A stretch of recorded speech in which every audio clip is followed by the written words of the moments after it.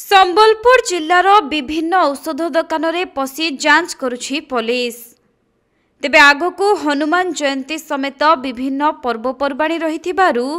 निशाखोर मानंकु नियंत्रण करिबा पई औषध दोकान गुड़िकरे चढ़ाऊ चलिछि। तेबे औषध दोकान रे जेपरि निशा बटिका किंबा कोनोसी कफ सिरप बिक्री न हेबो सेथिपाई संबलपुर महानगर निगम अंचल रे गतकाली संध्या समय रे अतर्कित भावे चढ़ाऊ करा जायछि।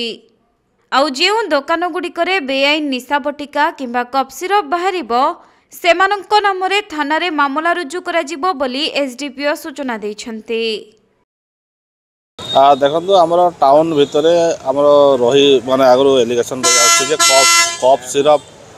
निशा बटिका इत्यादि गुड़िक बिक्री होची बोली तो से आम आज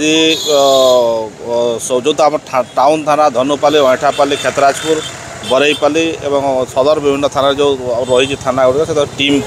सब ऑफिसर्स को लेकिन आईएससी को लेकिन टीम फॉर्मेशन होता आमर एसपी संबलपुर साहेब निर्देश क्रमे एवं से माने आज सब जो टाउन जो medicine store at a time आमर सब दुकान गुड़ाक चेकिंग कराई एवं जो जगार आम सस्पेक्ट रही जो बिक्री होची विभिन्न बस्ती एरिया रे कि विभिन्न कॉलोनी एरिया रे तो से गुड़ाक आम रेड भी करिछु एवं